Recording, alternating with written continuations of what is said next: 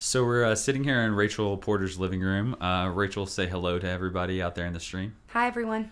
Rachel is a singer-songwriter that lives here in Lubbock, and she plays lots of shows around town. She gigs quite often. Where are some of the places that you play that people can check you out if they're interested? Well, I play every Wednesday at Schooners, 10 p.m. to 2 a.m. I've been playing there every Wednesday for 2.5 years. So that's my best show. Everyone comes out. We have a great time consistently. I play the 34th Street O Bar the fourth Tuesday of every month. The Lantern, I'm there once or twice a month, and the 101 O Bar, there once or twice a month as well. Awesome. So that's quite a few places that people can check you out. Do you have like a fan page or any place that you post your shows from consistently, or you just post it from your personal page?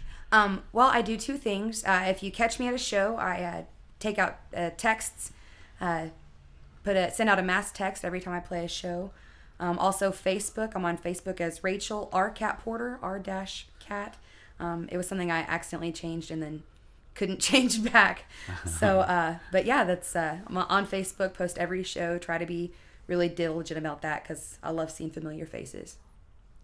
We'll post that in the chat just for everybody who wants to friend her and check out her shows so you can keep up to date. If anybody wants like links for any of those locations too, we'll also post those in the chat. So I'll post a link to Schooners and the other bars that she said you played. But I remember seeing you a while back at Schooners playing with some other people as well. So you've played with quite a few people here in town, or at least when I saw you were. Who have you jammed with in the past? Well, the first group I was ever in was with my friend Casey Lyles. She moved to Austin. We were known as West to Belmarais.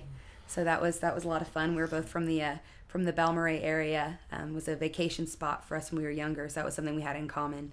Then Callie Key, she's incredible, just child prodigy, and is with the band Soap. She moved to Dallas, but they had a little bit of a following here in town for a while. And then Levi Smith, he and I played that show for a while, and it was great musicians. I mean, just crazy talented, and I learned so much from all of them. What do you feel you took away from some of those people? Like, I know when I personally play with other people, I feel like you kind of absorb some of their styles a little bit, especially when you play with them. Yeah. Some of the people you mentioned with, did you learn any sort of styles that you weren't exposed to before, or learn some songs that maybe you wouldn't have learned if you're just jamming on your own? Well, Casey and I definitely with West of Belmarais, we didn't have much gigging experience. I gigged when I was younger, 16 or so, but that was more church gigs or restaurant gigs, and playing the bar scene is completely different. Sure. Because drunk people are completely different. So so it goes from, it's a very each time they can be completely different. Oh yeah, absolutely. You can never trust them.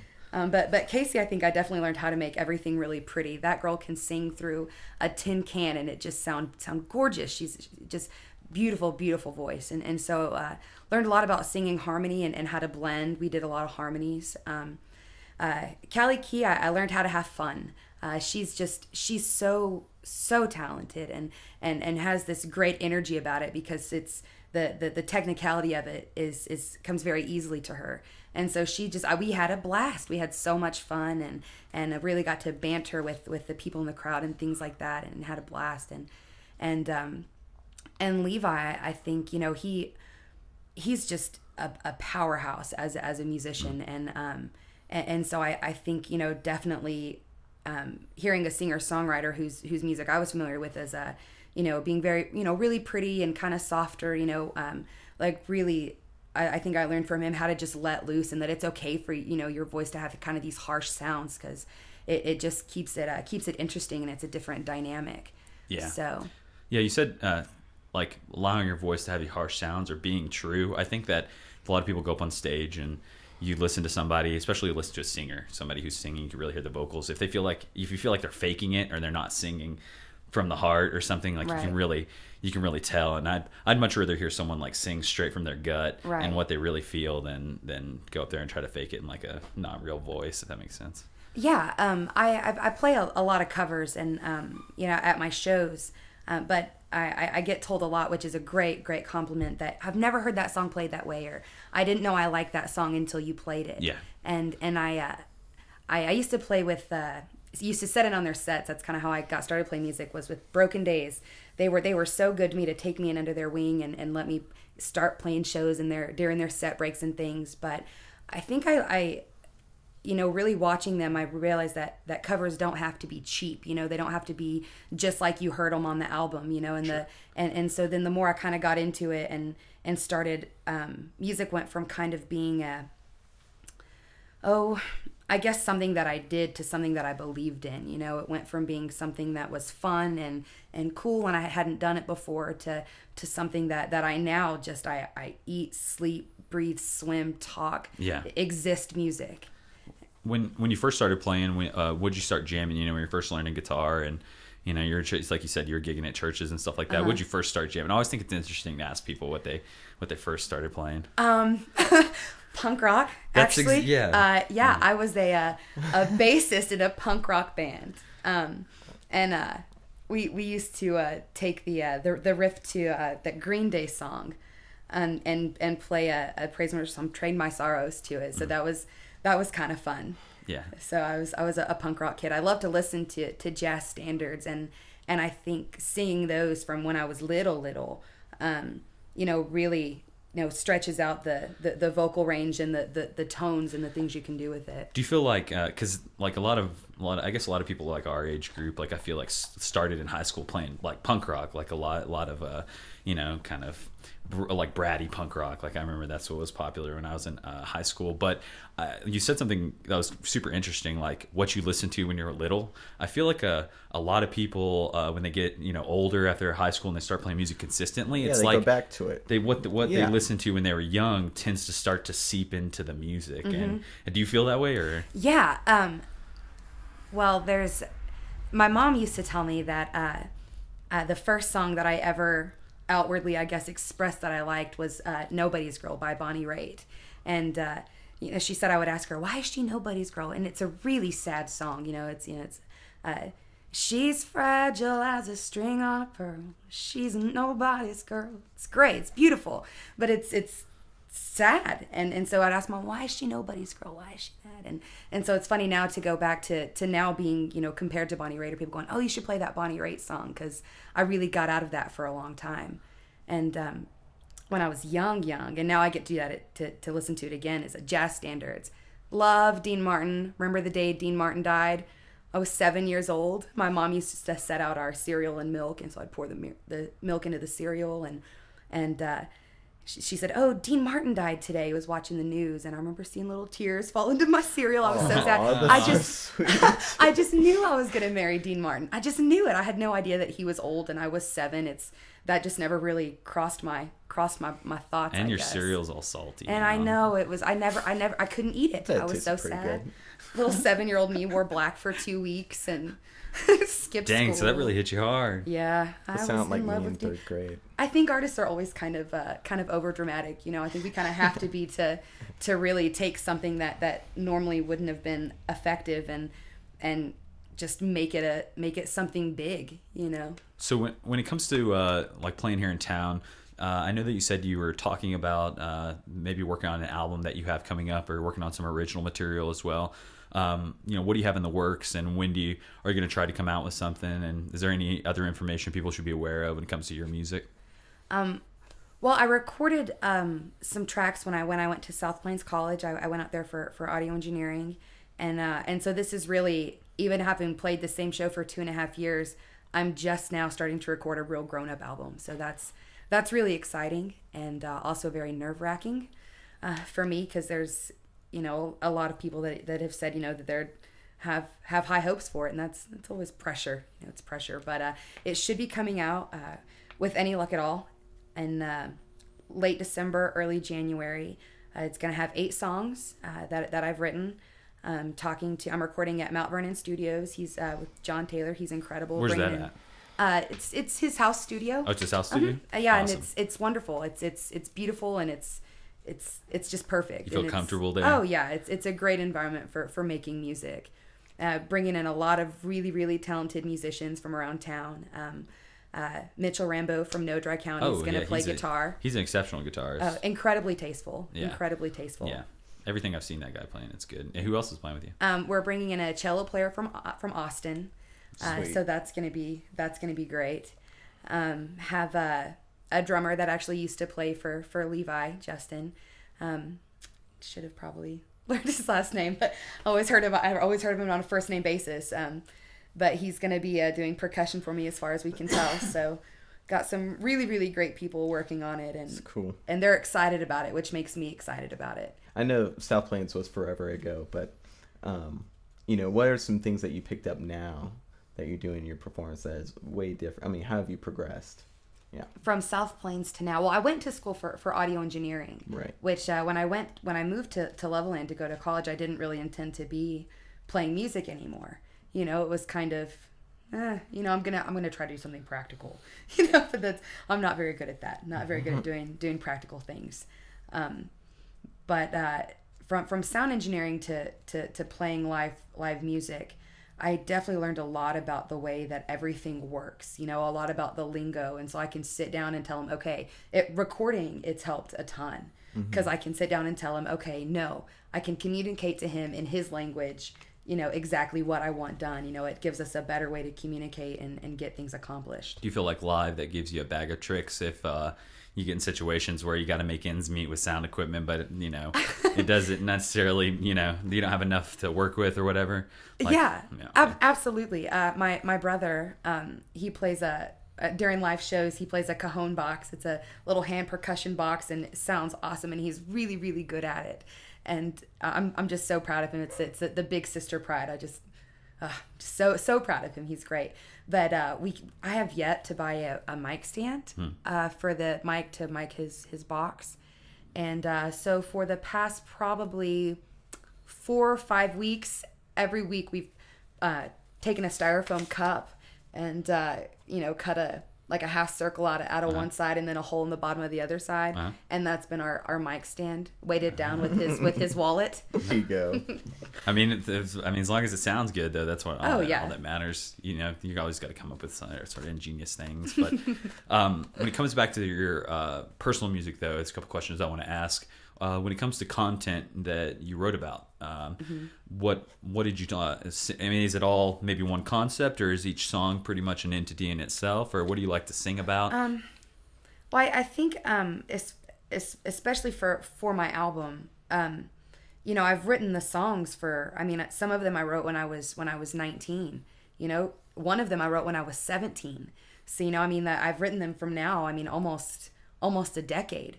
That I've been working on these songs and developing them and going back to them and revisiting them. So, it's definitely not a concept album. It doesn't have it's definitely like this is my life so far kind of album. And so there's some, I kind of write sad songs. I don't know why. That's when I'm sad, I write a song, when I'm pondering. But there's a couple sweet love songs on the album. A couple songs about just kind of existing, I think. There's one, my favorite line I think I've written. It says, I'm a pack-a-day habit on a quarter night's sleep, and I wouldn't keep moving if it weren't for my feet, they carry me. And I think so many people, especially artists, live that way. I know now I work 3 days a week. I bartend at the Silver Bullet.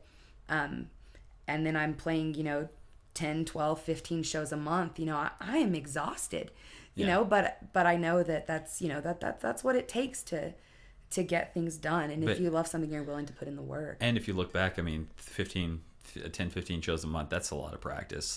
There's no way that even if you're tired and you're like, I don't want to play that show tonight, you're going to be that much better for going through with it whenever you're feeling down and out. And the next time you play and you're feeling up, it's going to be that much more better. And I respect people who gig that much, because you can have people who write good music, but if you're not out there playing the shows, if you're not out there, I feel like you have to practice at a show as well. You can't just practice at your living room. You have to practice at a show as well.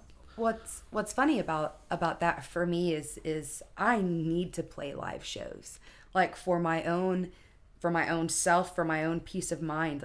I just need that.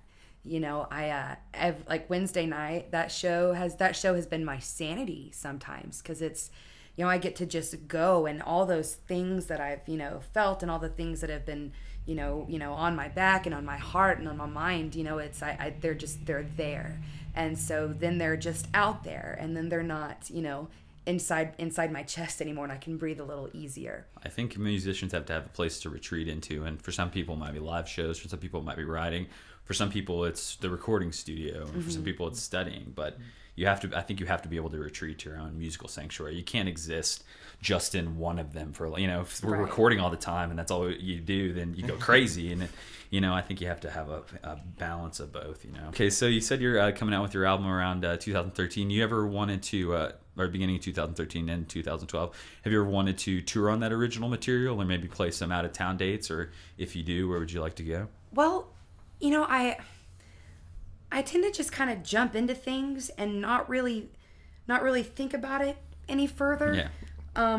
It's like I woke up one day. Actually, my friend Derek had told me. He said, you've been playing Schooners every Wednesday for 2.5 years.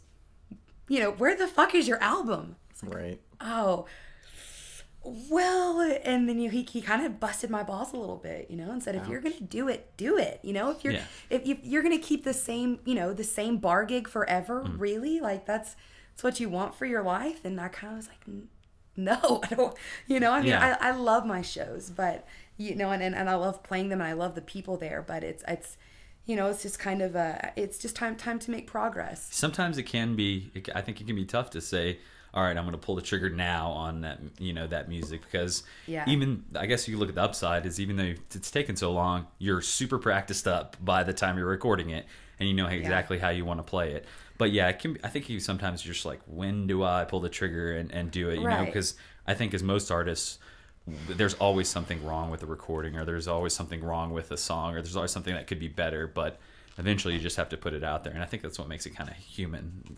Yeah, I think I was just so busy living in it, just living in the gig world and just playing and staying busy and just really, full throttle, just playing all the time. Yeah. And a lot of that was because, when I was, Levi's the last person that I played shows with, and when I was playing shows with him, we booked a ton of shows, but he sang half of them and I sang half of them. It was that trade-off there. I see. And so now, it's really, I don't think I had time to think about even putting out an album, because I had those few songs from South Plains, and when people asked, all right, here you go. And I just, I didn't really, as much as I was doing the work to take it seriously, in my brain I wasn't. Sure. But never, it's so exciting, and I had never had the thought that, I'll get a band together and we'll go play these songs on the road. But that's what's great about a lot of people that I'm working with on my album, is they've done that. They know that world, and John Taylor's just been incredible to me. For anybody out there looking to record, look him up, Mount Vernon Studios. He's great at what he does, and he understands musicians and artists, and that makes all the difference in the world. But he said, as soon as we get this done, you'll have to, you guys have to start playing big shows. And that was, after we'd recorded the scratch tracks, after I'd made my first down payment, that was when I thought, I might tour on this. Yeah, because you'll have a full album and you'll have stuff to sell. Why and then not? You can, Yeah. Well, I know that everybody that's listening and everybody that's interested in what you're doing is looking forward to it. And we probably mentioned this in a drop beforehand, but we're going to be hearing some songs from you, some originals from you tonight. You're going to be playing for us on that Takamine, which is a very nice guitar. It feels really awesome. Is there anything else before we sign off that you'd like to say to everybody out there? Thanks for listening. Come to a show. I'd love to meet you, and I hope you like it. Awesome. Well, I'd like to thank you for taking the time to talk to us tonight. My pleasure.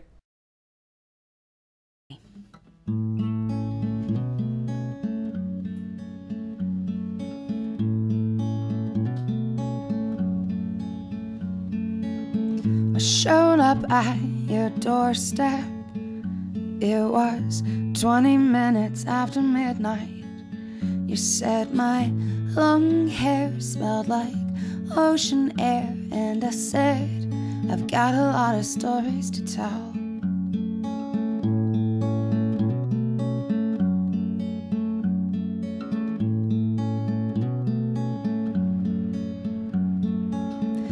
carried in my suitcase, stamped by places far away. I met your new friends, they seemed genuine, and they said you'd spoken of me. They said, are you the girl who sings the song about Virginia? Are you the girl who's been away, but whose picture's framed by the bedside table?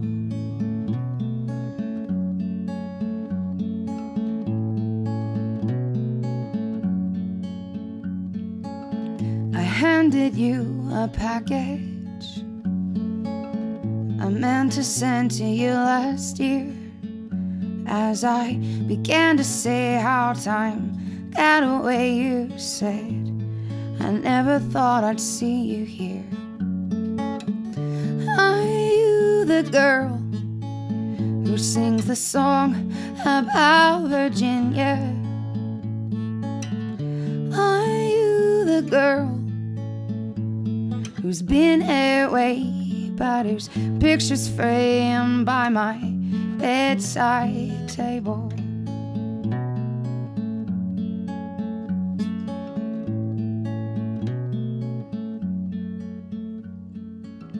You asked how long are you in town? I said noon tomorrow, my plane leaves the ground. You said you don't know how much I've missed you, girl, and even though you've seen the world, you're still the girl who sings the song about Virginia.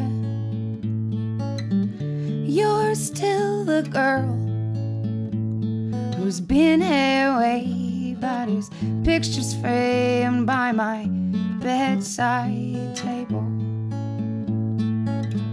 You're still the girl, though you'll go away, your picture stays by my bedside table.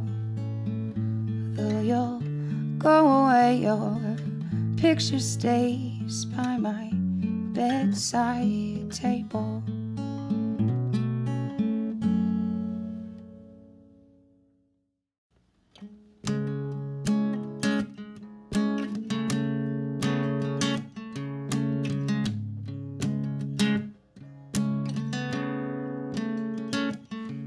And baby, I hate to say it,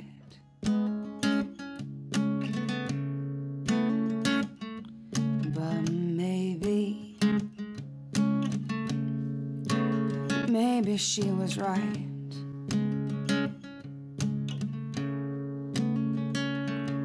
When she told me maybe it's too easy for you to make your way in and out of my life. My feet are tired, my legs are sore. Whether I'm running straight to your way, I'm not really sure. I'm not really sure.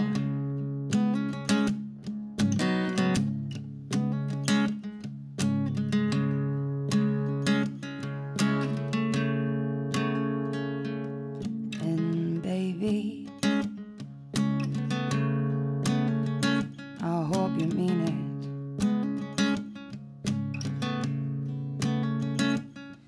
when you ask me if I'd stay.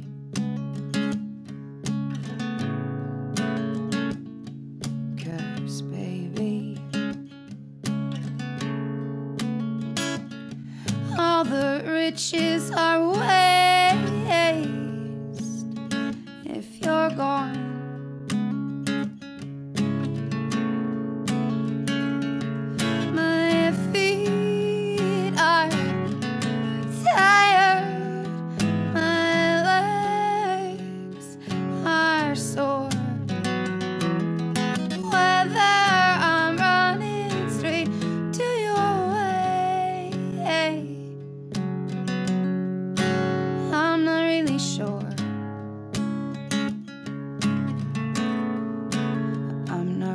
sure.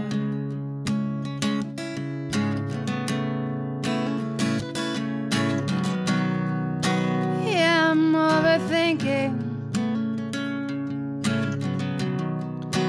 Yeah, I'm paranoid.